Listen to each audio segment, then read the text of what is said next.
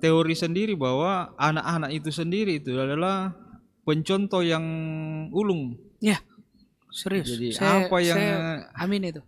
apa yang dilakukan orang tua itu sangat gampang diikuti anak-anak. Jadi ini tentang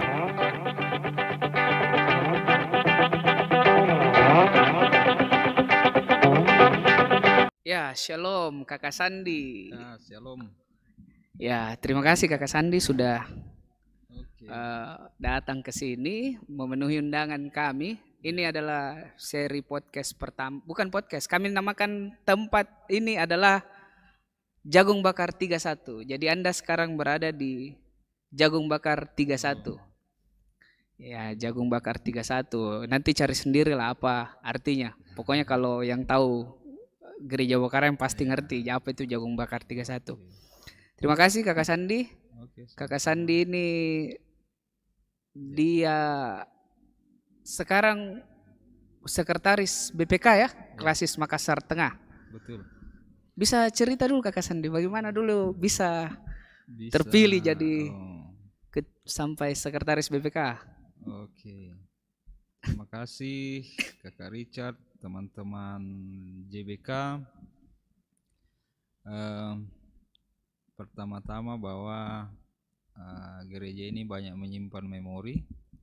Iya. Baik. Maksud saya bahwa gereja Toraja inilah gereja pertama di Makassar, jemaat pertama, dan untuk saya sendiri sebagai PPGT, mantan PPGT, waduh banyak kisah di sini sampai LPJ saya itu inspirasinya dari sini. Wih, waduh, inspirasi apa dulu ini? Inspirasi nama penamaan LPJ di PPGT Klasis kemarin itu dikasih nama Ucok. Wah. Wih, Ucok. Tahu pasti. Singkatan dari? Ya, ada kisah di baliknya. Tapi wah, ada kisah. Ya, kisah. Ya, pertanyaan Kakak Richard tadi, kenapa sampai diberi tanggung jawab? Saya kira bahwa proses. Oke. Ya, itu yang pertama bahwa ini sebuah kepercayaan, sebuah tanggung jawab, dan pilihan itu jatuh kepada kami oleh 10 jemaat di Klasis Makassar Tengah. Oh, 10 jemaat. 10 jemaat Klasis Makassar Tengah mempercayakan Kakak Sandi sebagai sekretaris BPK Makassar. Jadi Kakak Sandi ini kami walaupun umur sama tapi supaya lebih akrabnya kita panggil kakak-kakak semuanya. Kakak Sandi, biarpun lebih mudah kita panggil kakak-kakak juga. Jadi saya lama bersama beliau ini. Mulai kita itu hari 2007. Jadi saya pertama kali bertemu di konferensi Klasis ya. Masale. Konferensi Klasis di Masale dan langsung kami diduetkan dalam kepengurusan Klasis pada saat itu ya.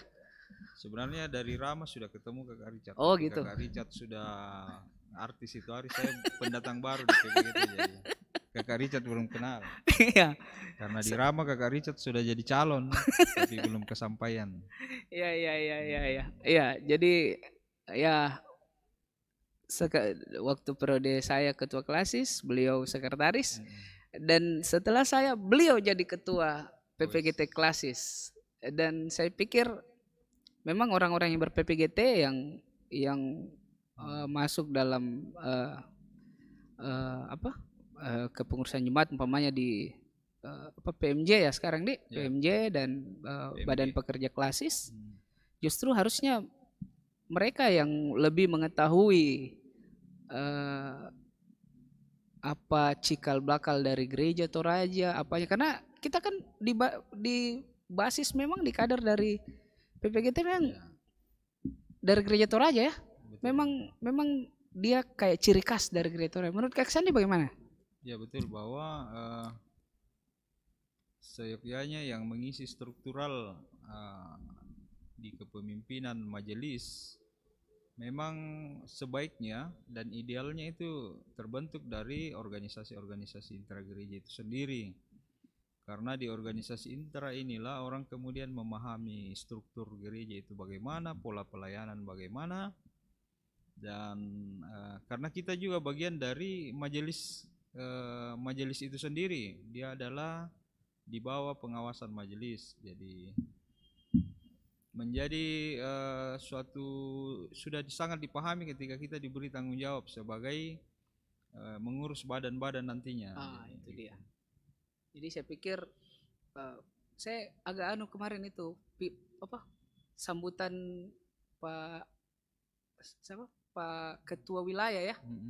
Di kalau saya tidak salah di Raker PPGT ya. Oh ya. Itu yang bahwa harusnya yang pemangku jabatan yang pernah ber-PPGT pasti mereka lebih tahu lah bagaimana seluk-beluk ber-PPGT itu. Dia sampaikan kemarin itu mereka yang pernah ber-PPGT pasti senang dengan PPGT. Iya gitu. Ya, okay. Senang dengan keberadaan PPGT walaupun dia sudah tua. Menjabat di jabatan struktural gerejawi pada posisi top mungkin di klasis atau di jemaat atau di wilayah, mereka terus care, peduli sama PPGT. Itu dia. Saya kira PPGT kan sebenarnya tidak ada batasan umur. Ya. Tidak ada batasan umur. Yang ada itu batasan umur anggota. Ya. Dan anggotanya kan terbagi dua kan? Ya. Anggota biasa dan anggota luar biasa. Jadi sampai tua dia tetap PPGT, cuma dia anggota luar biasa. Ya. Jadi memang ada. Jadi saya sama Kakak Sandi ini lumayan chemistry-nya lumayan bagus lah. Ya. Kebetulan kami juga sama-sama sekarang di Gamki Kota Makassar ya Kakak Sandi ya. Dipertemukan kembali. Setelah 10 tahun berpisah. Ya saya juga sempat cukup pertama waktu ketemu beliau ini saya sempat juga agak karena waktu terus terang ini Kakak Sandi waktu di konferensi itu Kakak Sandi itu kayak sangar sekali juga. Pokoknya teguh pendirian Pak. Apa yang tidak padahal berhati mawar. Padahal waktu kita jalani kepengurusan saya banyak dibantu sama beliau ini. Saya masih ingat yang kalau saya tidak salah ada pendeta itu hari yang melarang anggota PPGT-nya kalau saya tidak salah datang kegiatan ya, dan Kakak Sandi datang ke sana. Jemaat apa? Kalau saya tidak salah, saya lupa jemaat apa. Tapi ada kayaknya dulu itu Kakak Sandi datang ke sana terus sampai bilang wah kenapa ada pendeta seperti ini. Iya, terus saya cuma mau bertanya, kan Abang Sandi ini beberapa tahun terakhir terjun ke politik. Kira-kira bagaimana apa suka dukanya berpolitik, apalagi kita ini yang masih memegang ya tanda kutip salib ya, kira-kira di tengah-tengah masyarakat yang majemuk seperti ini gimana Kak San? Saya kira politik itu jelas bahwa kalau dalam sikap gereja Toraja, politik itu sendiri adalah medan pelayanan. Tapi medan pelayanan ini perlu dikelirkan karena kemudian banyak yang terjadi hari-hari ini bahwa orang tidak bisa membedakan di mana menempatkan politik.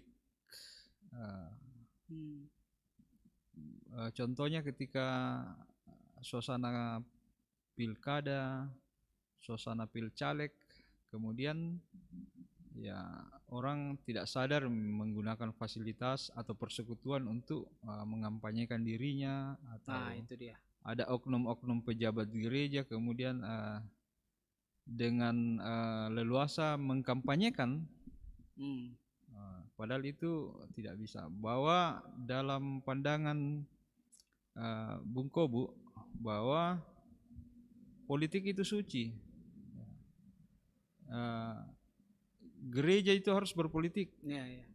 Politik gereja adalah menyuarakan ketidakadilan ketika ketidakadilan tidak terjadi dalam masyarakat.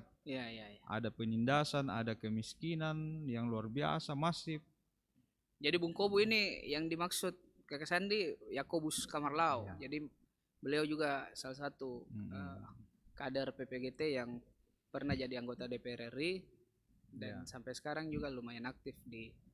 Jadi itu juga menjadi patron politik kami, Bung Kobu, yang kebetulan sama-sama di PDIP. Suka dukanya banyak. Bahwa politik itu prinsip Bung Kobu itu sangat mentokohkan Bung Hatta.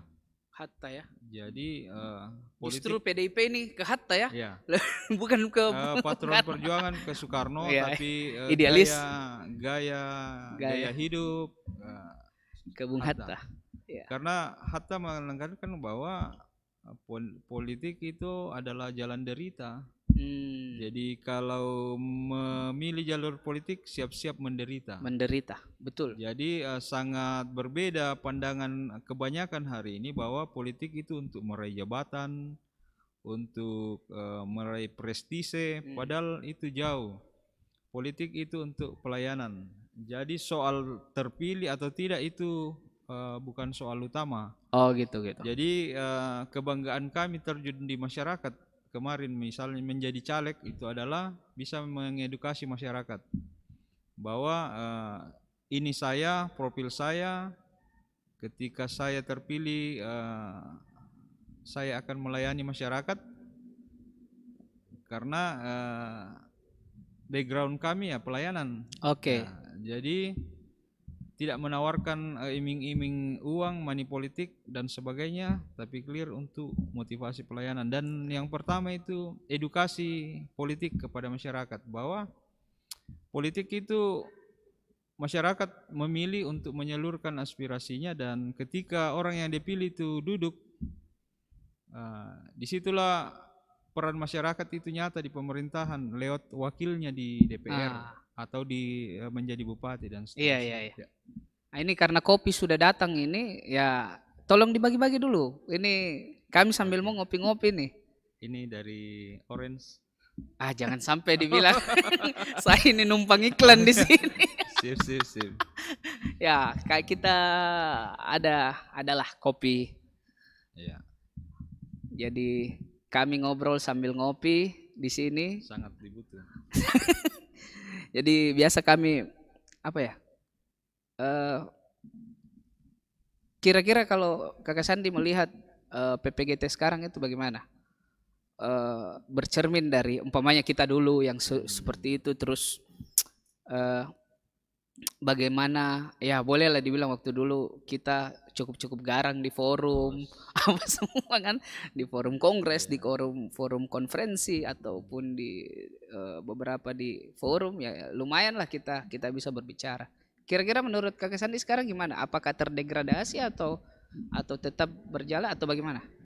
Kalau dulu zaman kita masih banyak bersoal masalah dukungan dari orang tua. Nah sekarang saya lihat apalagi yang menduduki jabatan-jabatan strategis di dalam gereja ini adalah ex PPGT, mantan pengurus, dan sangat paham. Jadi dari segi urusan hubungan dengan orang tua, dengan majelis gereja, saya kira hari ini agak terjawab sudah kerinduan teman-teman tentang perhatian lebih terhadap generasi muda. Tapi tantangannya yang kemudian saya bilang itu agak berbeda lagi. Misalnya hari ini kemudian aktif dalam pelayanan itu menjadi minat teman-teman muda. Saya tidak tahu bahwa apakah ini minat karena pribadi atau apa, tapi saya melihatnya bahwa keadaan.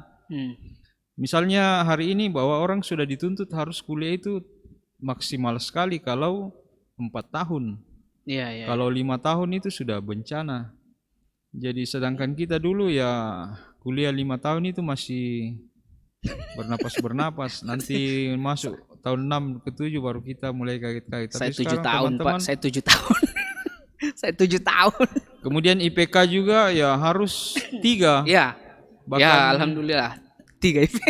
Bahkan ada kemarin kami perhatikan ya ini, tapi saya tidak apa-apa saya singgung di sini masalah salah satu kampus swasta di sini ya harus memecat mahasiswanya karena sudah ada aturan memang bahwa Oh iya, kalau dia menjadi pengurus badan eksekutif itu harus IPK 3,0.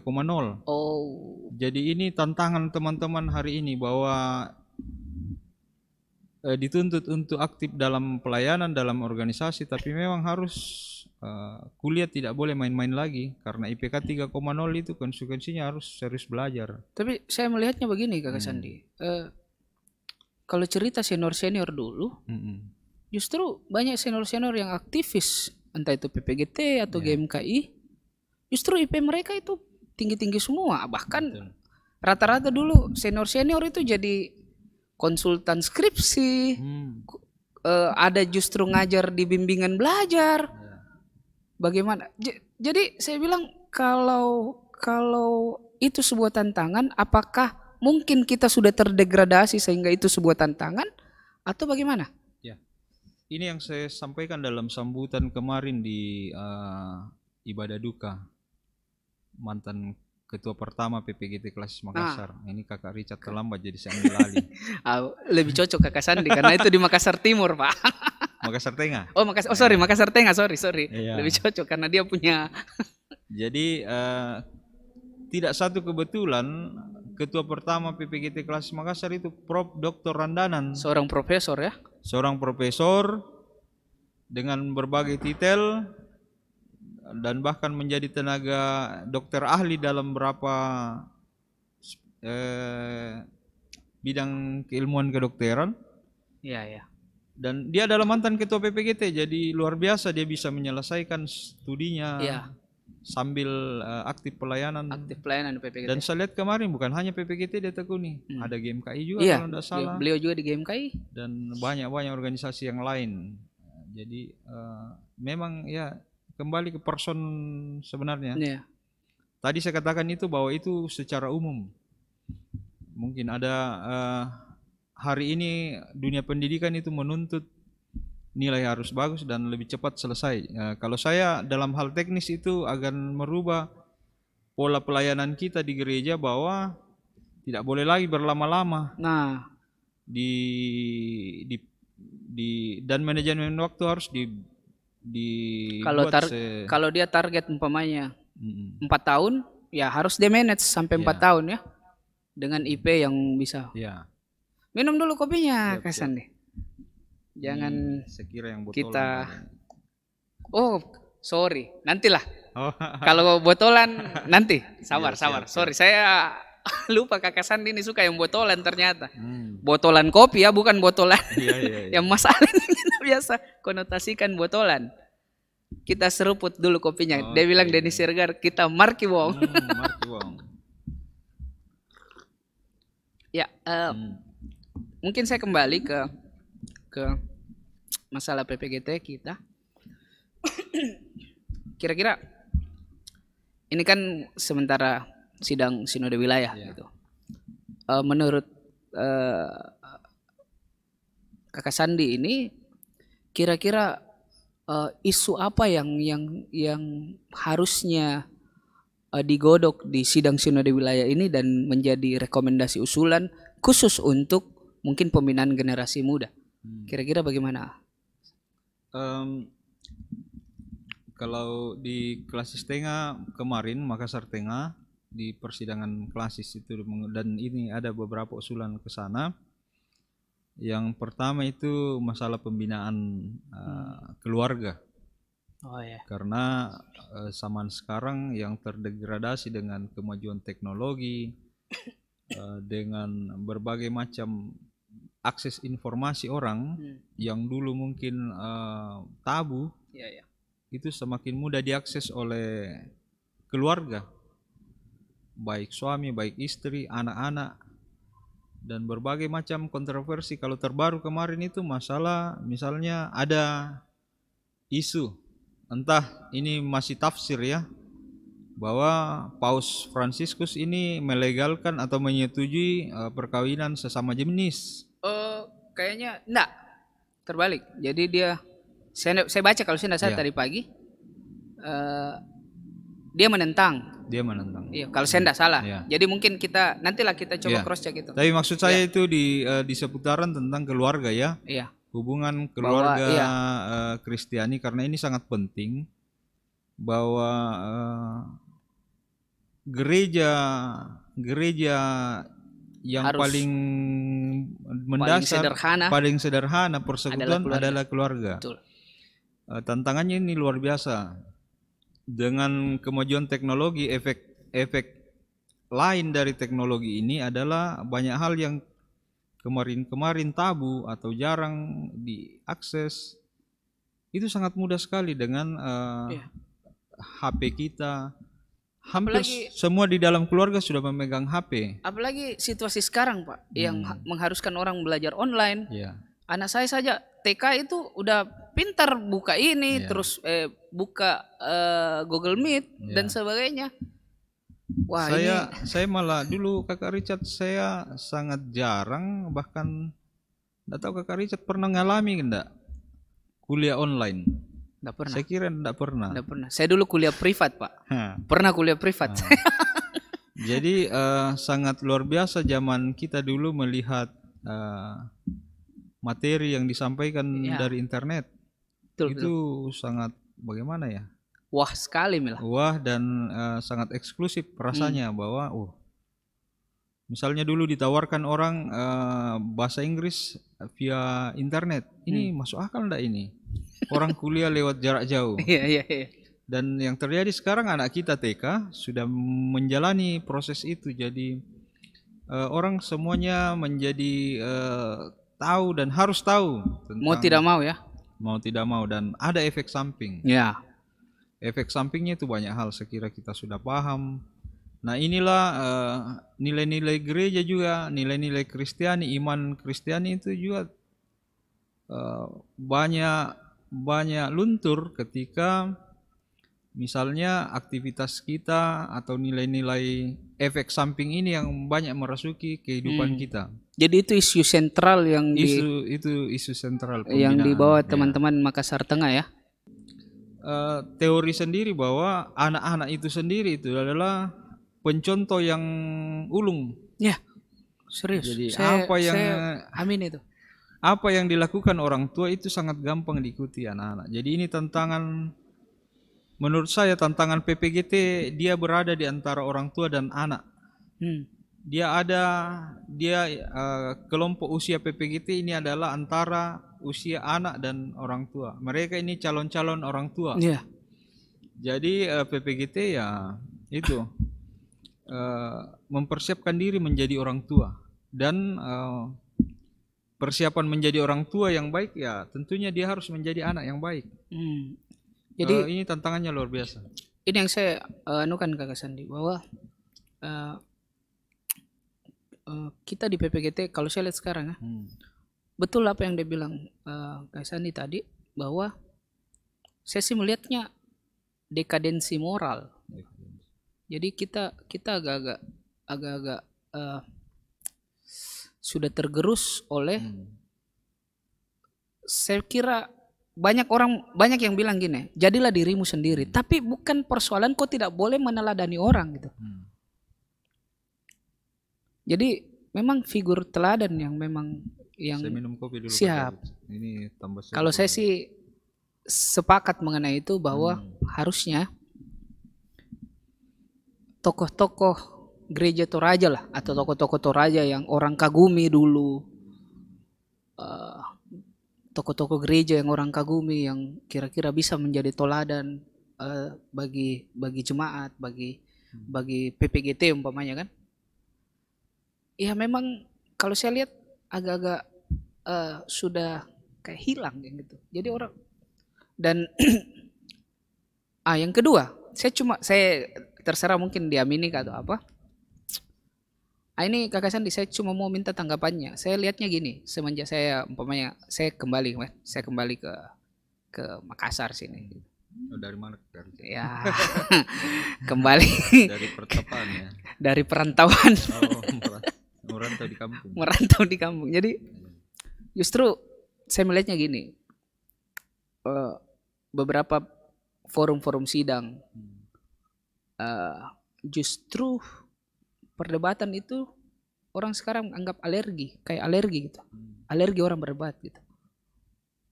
Padahal kalau coba kita lihat dari dulu, dari senior-senior dan dari sejarah di Klasis Makassar umpamanya, putusan-putusan yang kuat, putusan-putusan yang mendasar itu lahir dari diskusi yang kuat.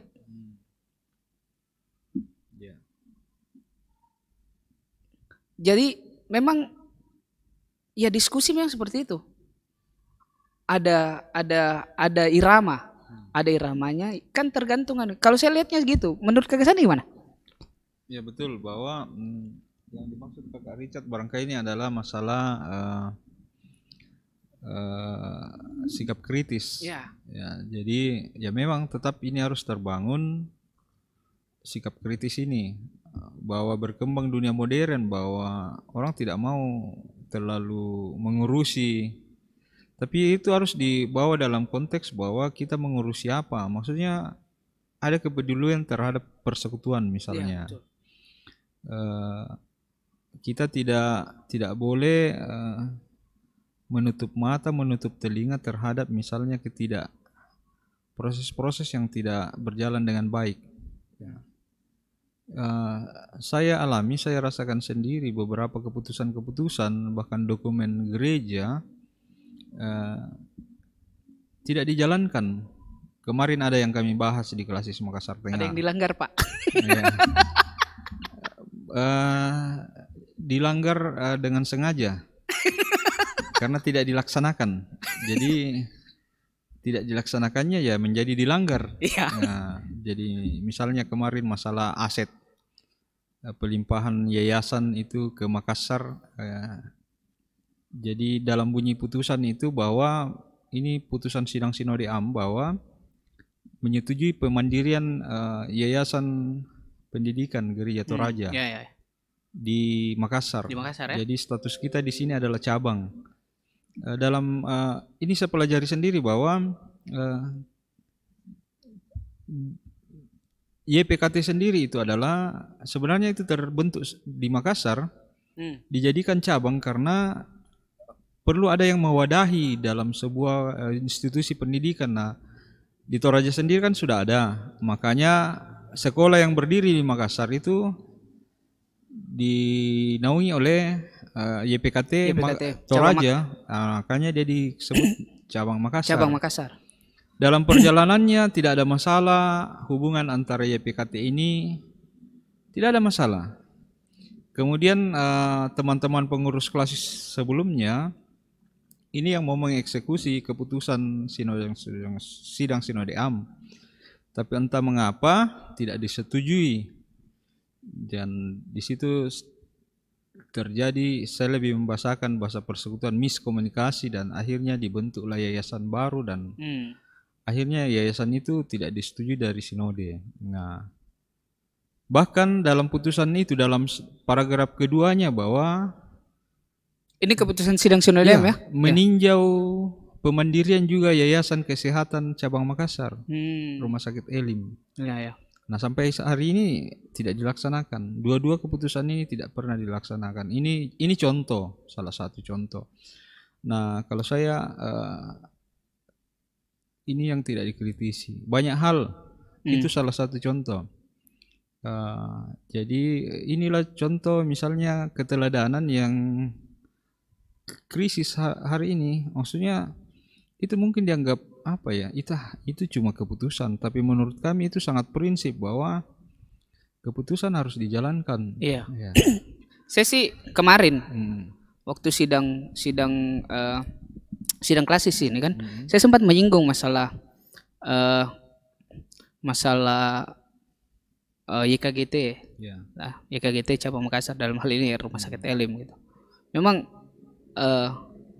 karena kan kenapa saya menyinggung itu, karena ini dalam wilayah pelayanan Jemaat Wakar. Walaupun kami tidak punya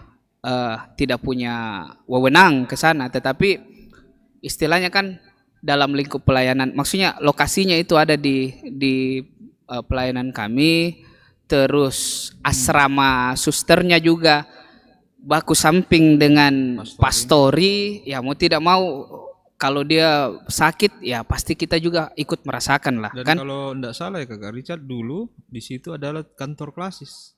Kalau tidak salah. Saya belum membaca itu. Mungkin nanti kita bisa cross check lah sama Itu senior-senior. info dari Pak Bung Yudis Lobo. Oh, Yulus Lobo Dia ya. berkantor di situ. Kantor klasis atau PPGT klasis? Saya tidak tahu apakah klasis atau PPGT Oh, klasis, gitu. tapi dia pernah berkantor di situ. Ya karena setahu saya Pak Yulus Lobo kan mantan ketua Ya. PPGT klasis. Jadi yang sebenarnya yang saya pertanyakan itu Hari, betul tidak? Betul tidak? Karena betul tidak ada yang kami dengar. Kan ada yang kami dengar, memang ada yang kami dengar itu mau dijual. Tapi maksudnya gini, mau dijual di situ, lalu dibangun yang baru di daerah-daerah Dayak Tamalan Reas itu, toh. Tapi kan kalau yang begitu-begitu di Gereja Toraja agak-agak anu gitu. Kalau mendengar cerita-cerita senior-senior, karena dulu kan ada aset ya, walaupun tetap Gereja Toraja punya, tapi kalau saya tidak salah ada senior pernah cerita PPGT juga punya aset dulu kan yang dijual untuk mendirikan Balak Tamalan Rea, dan Balak Tamalan Rea sebagai pusat kegiatan pemuda. Tapi tinggal kenangan saja itu. Jadi yang begitu-begitu itu yang harusnya kemarin saya cuma kritisi di sidang klasis, tapi mudah-mudahan tidak terjadi, bahwa justru yang harus dilakukan itu kan di situ tempatnya lumayan bagus dan strategis gitu. Tapi memang waktu BPJS keluar itu yang menjadi mandat pada saat BPJS tidak lagi menaungi itu. Jadi katanya sekarang lagi diusahakan untuk, mudah-mudahan itu tidak dijual Pak, karena justru kalau saya bangunlah berapa tingkat di situ, tingkatkan dia jadi rumah sakit ibu dan anak, atau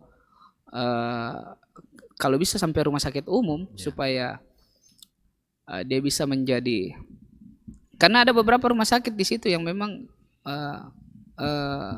hidup memang kalau memang BPJS. Kakak Richard, kebetulan saya entah kenapa konsen juga perhatian terhadap aset-aset ini. Tidak ada keinginan ke sana sih, tidak ada sama sekali. Cuma peduli banyak hal, misalnya Wisma Rama kemarin. Iya, Wisma Rama kan sempat bersitegang Kakak Sandi. Tidak juga, kami mengkritisi. Iya. Dalam kesimpulan saya bahwa semua aset Gereja Toraja ini diadakan itu adalah untuk menunjang pelayanan. Betul. Pertama. Tadi saya kebetulan singgah di sekolah anak saya di Metodis. Jadi di Antang itu kami puluhan tahun, zaman Bung Kobo masih tinggal di kelompok kami, dia adalah ketua panitia pembangunan. Didirikanlah gereja di salah satu lahan kami itu menjelang dibongkar orang. Masyarakat sekitar. Ya, dan beberapa kali diusahakan itu mendapat pertentangan. Sedangkan di gereja Metodis di sekolah anak saya ini ada aula dia bikin. Akhirnya di situ orang gereja. Iya, banyak sekarang yang seperti Tadi itu. saya sharing-sharing dengan kepala sekolah, dia bilang iya memang juga ini bagian dari strategi. Nah saya terbesik dalam hati, wah itu kan sending zaman dulu juga begitu. Iya. Jadi dimulai dari pendidikan. Jadi yang dibaptis pertama di Makale itu adalah anak-anak sekolah. Nah kenapa kemudian hari ini antara sekolah, rumah sakit, nah ini cita-cita kita, ini adalah keinginan dan ini adalah ajaran Tuhan Yesus, pelayanan yang holistik. Dia mengajar, dia mengobati, kemudian orang itu dibawa ke dalam iman percaya. Nah hari ini kalau saya mau bilang ini Torosenga, sekolahnya berjalan lain, rumah sakitnya lain, asetnya asramanya lain, gerejanya lain. Jadi harusnya ini tetap holistik. Yang kami pantau, kenapa terjadi perdebatan begitu panjang dengan aset? Karena spiritnya untuk memajukan pelayanan yang mungkin kurang. misalnya Wisma Rama ini yang kami perhatikan dan kami dampingi jemaat, kami sering jalan-jalan ke sana, kami bercerita. Ini kenapa kok jadi sulit? Ya, dalam pantauan kami memang sudah tidak layak dan sudah harus dijual. Iya. Dan itu menurut Bung Theo dalam dia masuk dalam tim kajian memang sudah layak dijual karena sudah tidak ada kampus. Pada titik itu kami setuju. Tapi memang dalam proses-proses peralihan untuk dijual, untuk dibuat kembali, ini yang menjadi tanda tanya jemaat di sana dan banyak orang. Kok proses-proses ini, misalnya temuan kami ya, ada SK yang kemudian memunculkan fee terhadap tim penjualan. Ya. Padahal ini gereja, Pak. Ini bisa saya pertanggungjawabkan karena dokumen itu lengkap di saya. Iya. Padahal ini gereja, Pak. Ini gereja. Kemudian berdebat. Bahkan orang di voting dalam jemaat. Kalau saya dalam persekutuan tidak boleh begitu. Iya. Tidak perlulah di voting apa setuju atau tidak. Mufakat sedapat-dapatnya kita musyawarah. Kalau masih ada yang tidak setuju, kita pending aja dulu baru sambil kita sepakat. Berbicara, kalau saya kan? Malah walaupun ada sepotong orang tidak setuju ditalo, jangan jual. Ya. Karena kita pending dulu. Spiritnya itu untuk pelayanan. Ngapain kita berdebat? Bukan batal dijual ya, tapi dipending dulu, disipakat dari melo dulu, toh mana ke kalau sudah sepakat semua. Yang kami tangkap yang pertama diburu-buru dipaksa. Oh gitu ya. Sekarang diputuskan lagi bahwa itu sidang sinode makanya menyetujui itu dijual. Tapi buktinya memang tidak bisa dijual. Karena orang tidak setuju. Iya. Nah, dibuatlah konflik apa, terjadilah konflik, bukan dibuat, terjadi konflik sehingga orang-orang kemudian tidak saling baku enak. Kalau saya ada solusinya di situ. Nah, kira-kira apa solusinya Kak Sandi? Kalau saya libatkan jemaat Tallo. Libatkan jemaat Tallo. Ya. Mudah-mudahan ini nanti didengar sama semua peserta SSA dan atas nama saya pikir gampang ini barang sebenarnya asalkan noko melo ki sola toh maksudnya kita duduk semua sama-sama kita bercakap-cakap. Saya pernah tergelitik waktu saya marah itu hari waktu yang demo orang demo ke BPS itu mahasiswa UKI demo ke BPS. Saya juga sempat marah itu hari dan saya juga ikut dalam orang bilang demo balasan kalau saya tidak salah. Saya ikut Pak. Saya bilang saya ikut. Persoalannya gini.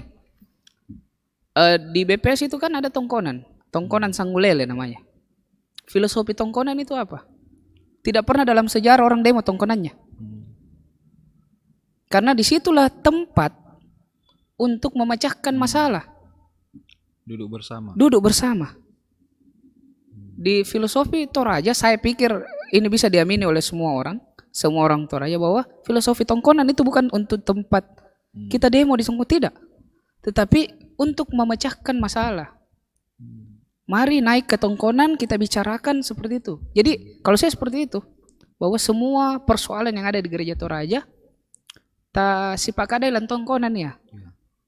No kok kisola lan tongkonan, kita duduk sama-sama di tongkonan untuk menyelesaikan masalah. Kan ada lagi yang berkembang kalau cara memecahkan masalah yang dua buntu diadu ayam lagi, terus siapa yang menang dia yang nganu. Kan itu persoalan lain lagi kan yang seperti itu. Tapi selanjutnya mungkin yang saya mau konfirmasi kira-kira kalau lihat PPGT saya mau lebih kaji ke pendeta generasi muda ini. Menurut kami sempat diskusi waktu di sidang klasis bahwa apa yang salah dari pendeta generasi muda kira-kira. Dulu persoalannya dia tidak duduk dalam struktur. Sekarang dia duduk dalam struktur. Dipertanyakan lagi kinerja maksimalnya. Saya tidak tahu di Makassar Tengah dia full time atau part time? Part time. Artinya dia pendeta jemaat. Sekaligus juga pendeta generasi muda, Pak. Dulu kan dia tugas khusus. Waktu kita kan dia tugas khusus full pelayan. Walaupun dia tidak diberikan dia tidak berada dalam struktur, tapi dia full. Menurut Kak Sandi itu bagaimana? posisi dulu sekarang atau ada yang solusi ke depan kira-kira mengenai pendeta generasi muda ini? Eh, Kalau kami Tengah sendiri ini sebenarnya sudah diusulkan oleh generasi muda untuk diadakan, tapi secara teknis beberapa hal yang kami belum mampu di Tengah, misalnya perumahan dan biaya hidup. Jadi itu yang masalah teknis. Ada Finansial kerinduan ke sana. Jadi memang Tapi masalah pendeta generasi muda ada sempat 2 kali saya Pak Pendeta Yosama dan Pendeta Yusuf Paliling ya. Jadi kalau saya pendampingan generasi muda ini memang harus disiapkan person yang betul-betul punya kerinduan. iya, Jangan asal kemudian asal ada gitu. asal ada. Iya. Ya, kalau saya. Yang memang Jadi, fokus mau membina. Ya, kalau saya direkrut dibuka. Siapa yang bersedia kan? Siapa yang bersedia? Kita bikin fit proper test, Pak. Betul. Jangan ditempatkan. Iya. Karena ada orang yang memang betul-betul care dan senang dengan pemuda. Jadi kalau saya solusinya itu Kakak Richard. Direkrut. Fit and proper test. Apalah modelnya, yang penting direkrut, dibuka pendaftaran untuk menjadi pendeta generasi muda. Silakan itu ketua-ketua PPGT masuk di dalamnya, ketua klasis kah, ketua PPGT klasis atau ya. Terus PPGT di sana ini aman ya?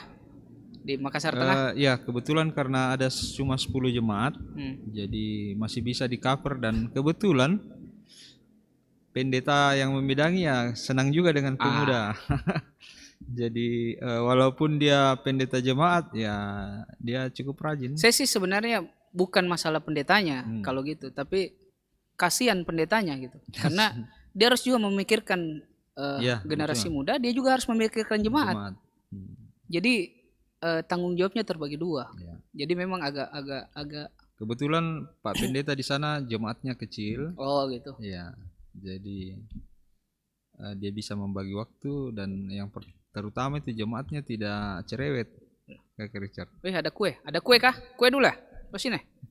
Ada kue. Ada kue. Banyak sekali kuenya.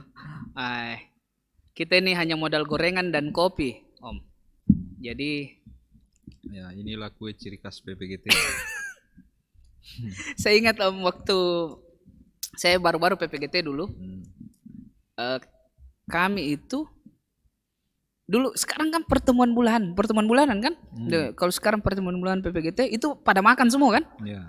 Pokoknya jemaat ini dulu tidak Pak. Waktu saya masih dapat itu, kita kira mungkin makan, ternyata kita hanya makan gorengan. Tunggu dulu, jemaat mana itu? Jangan, saya juga sudah lupa. Tidak, maksudnya waktu saya masih di jemaat. Waktu saya masih pengurus PPGT. PPGT. Iya, PPGT. Jemaat bukan klasis. Enggak, kelas maksudnya pertemuan bulanan klasis. Pertemuan bulanan klasis. Makan gorengan. Ya ada gorengan, ada kue dan sebagainya. Dulu. Dan pada saat dulu itu masih hal yang wajar. Maksudnya? Maksudnya masih hal yang wajar, rata-rata lah seperti itu. Kita bicara makanan ini. Ya. Ekonomi masih sulit mungkin ya. Memang masih sulit. PPGT masih susah dapat subsidi, Pak. Mengenai perhatian lebih generasi muda, menurut Reza nih sekarang BPK gimana? Saya kira sudah sangat ya? Bukan juga. Jadi ini sudah komunikasi terhadap orang tua hari ini sudah sangat terbuka. Karena saya jamin 80% majelis di jemaat sekarang hari ini adalah ya ex PPGT. Jadi untuk masalah subsidi saya kira tidak masalah lagi dibicarakan dengan jemaat. Saya ingat waktu kepengurusan kita ya, dan kita yang siapa ketua BPK ya itu hari waktu kita naik masih Pamanganan deh. Bukan. Oh iya. Masih Pamanganan, terus kita sidang. Maksudnya setahun. Pokoknya di masa tahun itu juga. Tidak, iya. Sudah anu ya, sudah pendeta ini, Saranga. pendeta Saranga itu hari. Ya. Saya ingat lonjakan subsidi kita lumayan itu hari ya. Dari kalau saya lihat dari 5 juta jadi 17 juta. Tapi sama aja disuruh Kipi ambil di Jumat-Jumat. Untung sekarang tidak seperti itu ya. Jadi dulu kan jadi ini menurut saya perhatian jemaat juga itu dipicu dari aktivitas teman-teman PPGT. Kalau juga bagaimana caranya mau disubsidi kalau pengurusnya diam-diam tidak ada kegiatan ya. Jemaat mau subsidi apa? Ya betul. Nah, jadi Kayak sebenarnya sekarang kan harusnya ya kalau mau disubsidi ya mereka umpamanya kalau kayak diminta kayak kondisi sekarang dia minta subsidi ya mau kegiatan apa? Itu kan harusnya tetap harus bikin kreasi apa? ya. Pelatihan. Jadinya banyak kegiatan menurut saya yang bisa dilakukan. Ya dalam kondisi sekarang. Iya, Contohnya kami nih. Ini anak-anak PPKT semua di belakang ini. Jadi yang memungkinkan kegiatan di luar lapangan terbuka, ruang terbuka itu kan bisa. Oke. Ya. Futsal, apa? Olahraga ya. Olahraga, naik sepeda, atau kalau tidak punya sepeda ya lari saja deh. Di Karebosi kan dekat-dekat Karebosi. Biar sehat. Biar sehat. Kalau mau lari lebih sehat lagi, taruh anjing di belakang. Kita dibawa. Betul. Oke, mungkin sampai di situ saja Kakak Sandi mengenai ini. Terima kasih sudah bergabung dengan kami di sini. Ya, kami modal gorengan saja sama kopi satu gelas. Kita sudah bincang-bincang dengan dengan Kakak Sandi sebagai sekretaris BPK Klasis Makassar Tengah. Ke depan kita akan bertemu lagi di lain waktu dengan narasumber yang lain lagi. Terima kasih Anda telah bersama kami di Jagung Bakar 31. Terima kasih, Tuhan Yesus memberkati. Shalom. Shalom, terima kasih banyak.